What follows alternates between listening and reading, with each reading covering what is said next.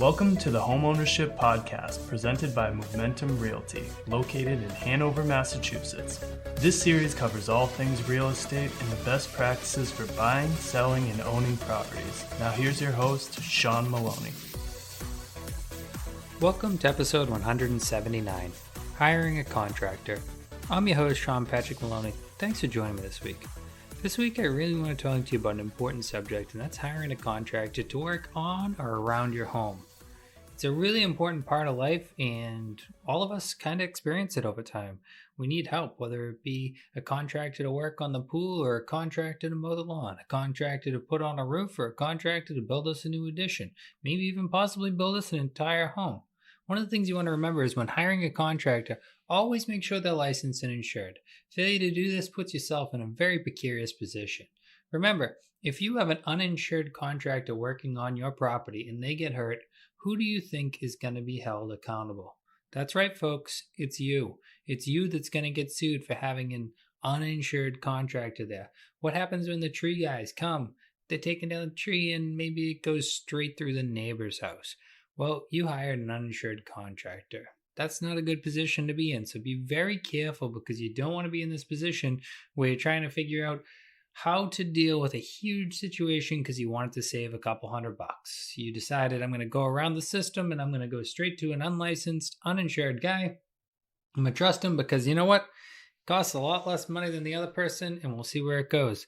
The other one is unlicensed. When you hire unlicensed contractors, you can almost guarantee they're not pulling permits because it requires a license to pull a permit. Now, failure to pull permits can really burn you in the long run. When selling a home, often the buyer or the appraiser is going to discover this. They're going to discover this oftentimes too late, after the accepted offer, after everything's going. Sometimes even town hall catches wind of it, and they'll reach out to you and say, you know what? You didn't pull a permit, so that work needs to be ripped out, ripped down, totally redone. Sometimes they'll be nice and they'll allow you to update the work, but most often they say, nope, you went around us. Now you're going to have to deal with this. Now you're going to have to rip down all the drywall so that we can see the electrical, because we need to do an electrical inspection. You're going to have to go through the zoning board of appeals because this isn't a normal project. There's so many different variables that could pop up. There's so many different ways, fees, permits, all these things. And if you went around the corner because you decided that you couldn't afford the normal way, and then you get caught, guess what? You might end up with neither way. You might end up destroying your own home, because not only can you now not do the project, the town hall's making you rip it out, and you can't even afford to finish it all the way. Maybe the sale falls apart because the person finds out that the third bedroom that they thought was a bedroom is not a bedroom. It's just a room that you decided to build off the side. Or the addition is not actually legal, and then when they look, it's not on the proper foundation and it needs to come off the back of the house. This can be absolutely devastating to a real estate transaction. I can tell you from a personal experience, one time I was working for a client and they had written recently renovated. They want me to write that into the listing description. So of course I did, and that's a great factor, right? What they didn't tell me was they never pulled permits.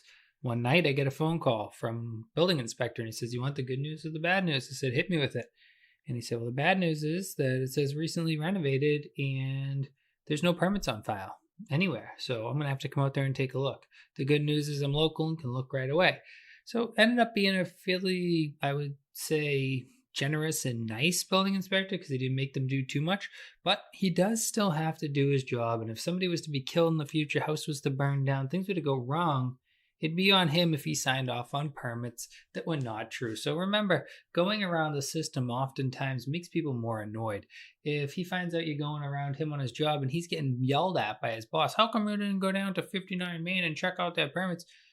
You put him in a bad spot. You put that building inspector in a bad spot. He's just doing his job. He doesn't make the rules oftentimes. He is just the person that enforces the rules. He's just the person that's there to make sure the town runs correctly. And he's the person that could be your worst nightmare if you decide to go around him and he gets offended and he decides that, you know what, I'm going to really stick it to these folks because they haven't been nice to me. They screwed me all up. They got me yelled at by my boss. They did whatever they wanted. Now it's time to pay the pipers. Now it's time to pay the price. And they're going to have to fix it. And I'm going to make it really painful for them. Truth, it can happen. Remember, town halls don't always run as smooth as some people think they do. There's nepotism. There's all sorts of things going on all the time. What if you're on the bad side of that? That could be a real bad place to be. Maybe you're a builder that wants to build there often. Maybe you're trying to develop all the time. Maybe you are a flipper and you're using all these contractors all the time and you set it up. Now you've blackballed yourself in a certain town. It could put you right out of business, right? It could really destroy you. It could make it so that you are blackballed in that town. You're not able to move forward and you could really ruin things. So don't mess with town hall. Failure to pull permits can be a big problem. Again, the appraiser's job is to compare the work compared to what they have on file so it can blow the deal there. The buyer might discover it. A good agent will discover it. So remember, it's not a good thing to do. Now let's talk about finding a good contractor. Remember, the best place to find a good contractor is through a happy referral. The best contractors aren't always cheap, nor are they always available, but they're always worth it, right? They always do a great job. So you want to go, you can certainly go to Angie's List, you can go to Porch, you can go to those, but guys, let's be honest. Not everyone writes reviews. Not everyone writes good or bad reviews. It's better to go with a referral from a friend or family member, or maybe a trusted agent who can give you a referral. But to go out there to the marketplace and trust some online reviews and stuff, not saying you can't trust them all, but be careful over there. Go more with people that you know that are okay with it and that had worked with that person before. And also, don't feel bad asking them to check their work. Ask them to see some past contacts and can you call them up? Can you go see what they did at that person's house? Because that's going to give you the most honest pulse of what that person can do. As you can see, hiring a contractor is a big process and also a slippery slope, making sure you get those permits, making sure they're insured, all that stuff. If you need help in the whole process, Movementum Realty's agents, we call Move Mentors because we believe they're both a guide and a mentor in the process of buying, selling, and owning homes. If you're looking for a guide, you're looking for a mentor to find a contractor, you're looking for some good referrals, reach out to us here. We'd love to help. If you haven't already done so, please pound the subscribe button, tell everyone else about this great free podcast. Make sure to check out the weekly blog. Thank you so much for listening today, and I look forward to talking to you next week.